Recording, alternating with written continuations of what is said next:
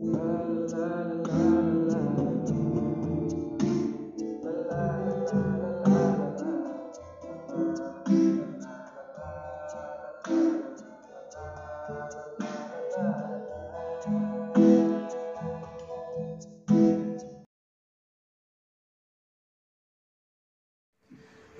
Ibu yang dirahmati Allah Subhanahu wa taala, 50 hari setelah peristiwa ini barulah lahirlah Rasulullah sallallahu alaihi wasallam.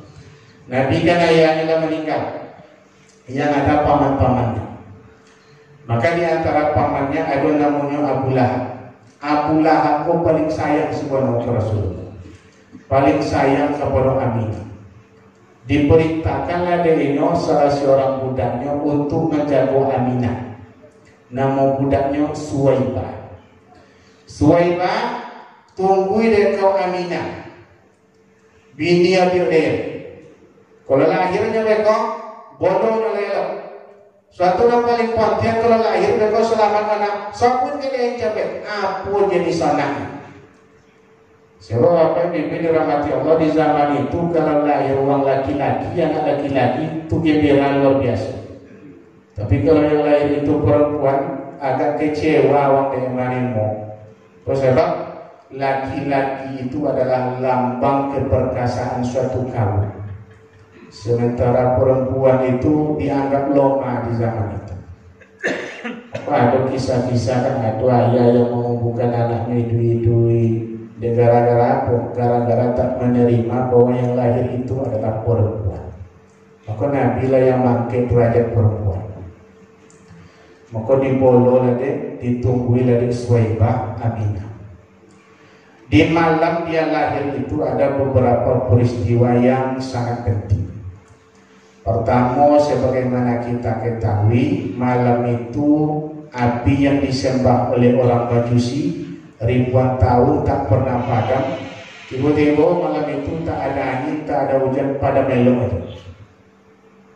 Kemudian yang berikutnya di Irak, Persia, ada kerajaan Godam namanya Persia. Zaman itu dua kerajaan Godam. Di barat ada namanya Romawi, di timur ada namanya Persia. Persia ini kerajaan besar. Malam itu bertingkik-tingkik teras istana itu, malam itu tiba-tiba guncang dan 14 lapis teras istana itu retak, pecah. Maka paginya dibawalah Raja Kisra Persia, tukang nujum itu, ahli sihir. Kau apa mau kasih ini? Tidak ada angin, tidak ada hujan tadi malam loh. Kenapa tiba-tiba istana bergoyang? Sampai ombek boleh lapi teras istana itu hancur, rusak. Maka diterawanglah di tukang sihir. Aku bahaya buat Tuan Raja. Apa yang bahaya? Nanti setelah 14 orang raja berkuasa di negeri ini, di kerajaan kita, akan ada seorang laki-laki yang akan menghancurkan istana ini. Yang raja tadi ombek boleh lama. Sebab kan zaman itu kan tak pakai pemilu. Bila raja berganti kalau dia sudah mati. Ada raja berkuasa 50 tahun, ada 60 tahun. Jadi kalau boleh uang masih ratusan tahun dalam pikirannya. Tapi ternyata setelah dia mati, anaknya berebutan kekuasaan, perang antara sesama dia. Sehingga sebentar-sebentar bertukar raja. Bila pas ramalannya tadi pas di zaman Umar bin Khattab, ketika 14 raja ke-14 berkuasa, datanglah Umar bin Khattab, pasukan kaum muslimin di bawah pimpinan Sa'ad bin Abi Waqqas merebut Kisra Persia. Jadi pas pertanda itu, isyarat itu dengan apa yang diceritakan oleh tukang sihirnya Kisra Persia. Bahkan Bapak Ibu dirahmati Allah Subhanahu wa taala, isyarat itulah nampak dari Rasulullah sallallahu alaihi wasallam. Kemudian berikutnya ada sebuah sungai, nama sungai itu Bukhairah Sawah. Bukhairah itu artinya danau, sawah itu artinya memang sawah, tempat itu sawah nama. Enggak sawah. nama daerahnya sawah. Menurut kepercayaan masyarakat situ, kalau mandi di situ hilang dosa kali. Lalu Sungai Cinopo jawab kan ini kan sudah berbutuh itu mandi terjun situ hilang dosa. Karena aku jawab ini itu sudah berbantah lagi bini beko sesama terjun ke wakan hilang dosa. Tidak pernah aku jawab. Ada tuh Sungai Hijau dan kita tidak ada itu. Di samping di tepi Buhairah Sawah itu ada tempat ibadah gereja berdiri dengan megah. Malam itu Bapak Ibu dirahmati Allah Subhanahu wa taala, gerejanya runtuh, airnya kering. Kamano kaya ibu nak dapat dua mancai. Apur koyo dak ngerti. Lalu di Madinah ada sebuah bintang yang oleh orang Yahudi disebut dengan Najmu Ahmad, bintang Ahmad. Kenapa disebut Najmu Ahmad? Dalam Taurat diceritakan deh kitab mereka.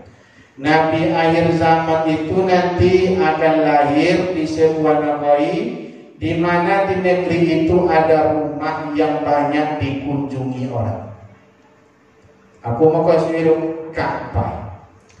Nah ada tempat rumah yang lebih banyak dikunjungi di orang sampai hari kok dibanding Ka'bah. Malahan kalau kini orang mendaftar pengen haji mama sekalian antriannya lebih kurang 25 tahun. Kalau daftar mama apa sebagai dari Senayan bila lu bangkit 2040. Kalau ada pinti gini ya daftarnya coba kan. Nggak ada tempat yang cuma itu orang antri ber. Ada menara Eiffel di Prancis. Nggak cuma itu orang antri ber kan.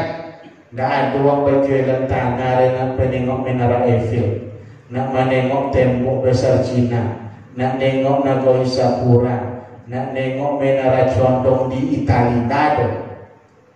Tapi kalau Ka'bah berbondong-bondong orang pergi sampai antriannya puluhan tahun. Dan itulah diceritakan dalam kitab Taurat. Nabi akhir zaman nanti akan lahir di suatu tempat di mana di tempat itu ada rumah yang banyak dikunjungi orang. Lalu nanti dia akan terusir dari negeri itu. Dia pindah ke sebuah tempat, sebuah negeri di mana di negeri itu banyak ditumbuhi oleh pohon kurma. Kalau di negeri Arab, kurma yang paling banyak itu di Madinah. Kalau di negeri Syam itu tumbuhannya lain lagi. Kalau di negeri Taif itu banyak anggur di situ. Banyak tumbuhan yang tumbuh di daerah-daerah musim dingin.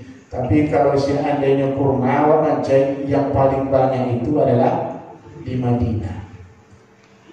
Maka tentu dia Yahudi. Dan di dalam kitab Yahudi itu diceritakan nanti di malam dia lahir akan tampaklah di langit sebuah bintang yang bersinar sangat terang sekali. Nama bintangnya adalah Najmu Ahmad. Sebab Nabi yang lahir itu akan diberi nama Ahmad. Nabi kan banyak nama bapak ibu dirahmati Allah. Ada Ahmad, ada Toha, ada Yasin dan lain sebagainya. Termasuk diantaranya adalah Muhammad. Maka nampaklah di langit malam itu. Maka lahirlah Rasulullah SAW disambut oleh Suwaibah. Suwaibah lah yang menyusui pertama kali. Begitu lahir nampak Suwaibah ternyata laki-laki. Maka kacaunya melapor ke tuannya Abu Lahab. Tuan, kemanakan tuan lahir? Apa uangnya tentara? Laki-laki sesuai dengan harapan tuan. Nak seketik goda ngati Abu Lahab. Maka dimerdekakan lihatnya. Hei Suwaibah, mulai hari ini engkau saya merdekakan sebagai budak. Mulai engkau jadi orang merdeka. Dan itu gembiranya Abu Lahab. Maka Abu Lahab walaupunnya lah dijamin masuk surga, dalam sebuah hadis diceritakan dapat keringanannya tiap petang semuanya, tiap hari Senin. Rasulullah dengan saudaranya Abbas bin Abdul Muttalib setelah kematian. Tanya apa kabar gua?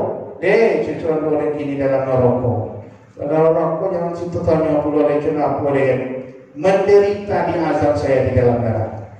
Tetapi kata Abu Lahab, setiap hari Senin saya dapat keringanan dari Allah Subhanahu wa Ta'ala. Apa bentuk keringanannya?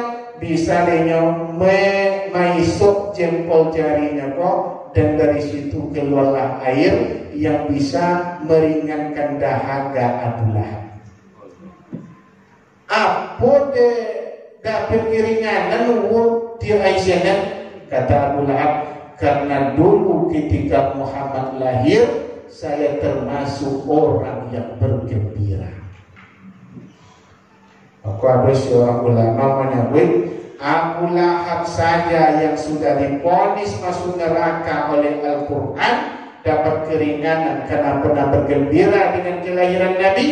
Bagaimana kita umatnya beriman dengan Rasulullah, mati dalam keadaan bertauhid, setiap saat kita bergembira dengan kedatangan Rasulullah Sallallahu Alaihi Wasallam. Maka salah satu dalil dari ulama kenapa kita memperingati Maulid Nabi, menengok gembira dengan lahirnya Rasulullah Sallallahu Alaihi Wasallam. Itu Abu Lahab dapat keringanan dari Allah Subhanahu wa Ta'ala gara-gara dia bergembira. Di sana Abu Lahab sangat sayang ke Rasulullah Sallallahu Alaihi Wasallam. Tapi lah pada Rasulullah dapat apa nilainya toga pada Rasulullah, maka sayang yang besar tadi berubah menjadi kebencian yang besar. Dia berlaku mama kini tak ketik sayang ke kemenakan berubah jadi bonci dan segede bonci gara-gara kemenakan dan dapat apa nilainya. Lalu contoh dulu kan. Dulu kemanakan guna seketik sayang ke mama.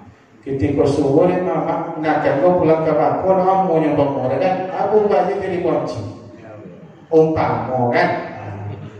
Bapak ibu dirahmati Allah Subhanahu wa Ta'ala. Sampailah berita itu ke telinga Abdul Muthalib.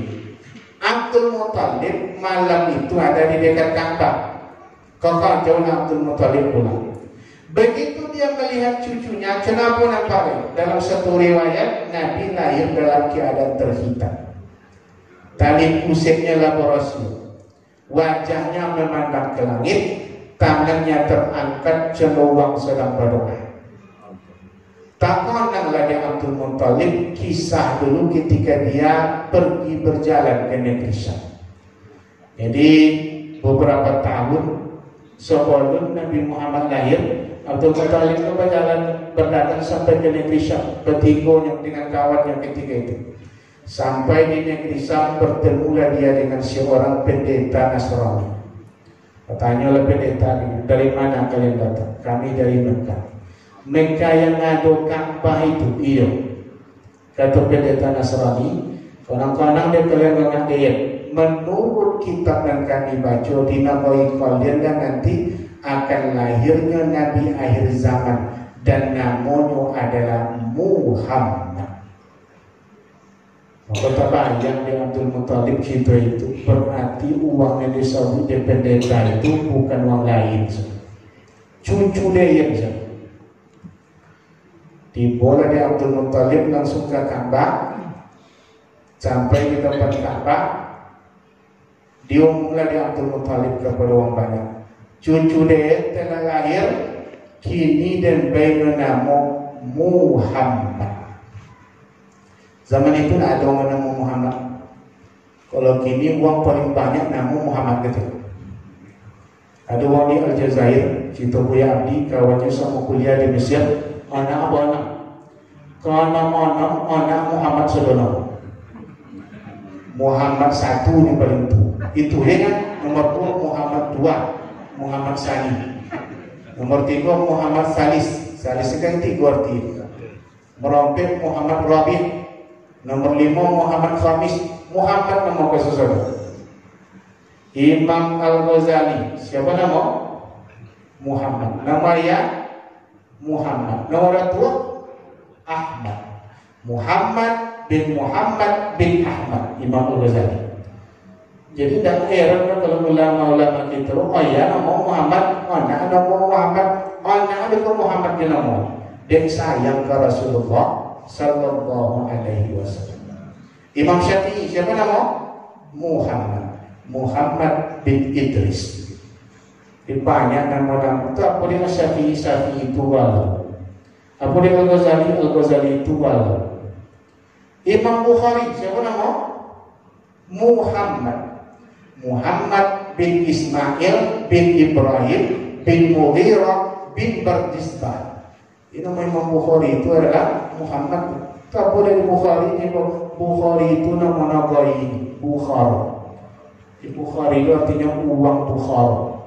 Tirmizi uang Termis. Termis itu ada di daerah Afghanistan. Kalau Bukhara ada di daerah Uzbekistan, daerah Uni Soviet. Jadi Imam Bukhari itu orang Arab itu nama sekali. Kalau ada orang Arab nama Bukhari Ustaz tentang dinamo, jadi mau betul bola nama Bukhari itu kan. Hasan Basri itu nama nagainya Basrah. Ada orang Inti nama Hasan Basri, kan? Ada orang Kampar nama Hasan Basri. Bapak Ibu yang dirahmati Allah Subhanahu Wa Taala, inilah kisah kelahiran Nabi kita Nabi Muhammad Sallallahu Alaihi Wasallam sesuai dengan arahan guru kita Al-Ustaz Mawardi 5 atau 10 menit sebelum kita bisa masuk. Kalau ada yang bertanya silakan. Kalau tidak ada tutup berarti. Bapak Ibu yang dirahmati Allah Subhanahu Wa Taala, inilah kisah dari Rasulullah Sallallahu Alaihi Wasallam lahir dalam keadaan mulia.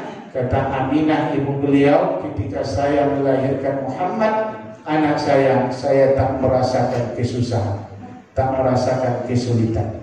Bahkan katanya ketika saya melahirkan beliau, seolah-olah saya melihat beberapa hari sebelum melahirkan beliau, bermimpi saya dari maaf cakap kemaluan saya dari rahim saya melihat ada cahaya yang keluar terbang dia menerangi ufuk barat dan ufuk timur. Apa adalah pertanda bahwa Ibu yang dirahmati Allah Subhanahu Wa Taala bahwa kelahiran Rasulullah SAW akan membawa cahaya petunjuk bagi seluruh dunia. Kemudian ketika beliau lahir, simbol Majusi hancur, simbol Nasrani hancur, simbol Yahudi hancur, menunjukkan kepada kita bahwa Rasulullah SAW lahir dengan membawa akidah yang benar yang akan menghilangkan akidah yang menyimpang. Bapak Ibu yang dirahmati Allah Subhanahu Wa Taala, berdoa kita kepada Allah Subhanahu Wa Taala, mudah-mudahan semakin kenal kita dengan Rasulullah, semakin sayang hendaknya kita dengan Rasulullah Sallallahu Alaihi Wasallam. Ada ulama doa saja aja. Allahumma ballighna liqa'a nabiyyina Muhammadin sallallahu alaihi wasallam. Ya Allah, berikan kesempatan ya Allah, berikan waktu ya Allah untuk bisa bertemu dengan Sayyidina penghulu kami ya Allah, Nabi Muhammad sallallahu alaihi wasallam. Kalau kita kenal Bapak Ibu dirahmati Allah, bagaimana mungkin nanti kita akan bertemu menatap wajah Rasulullah Sallallahu Alaihi Wasallam.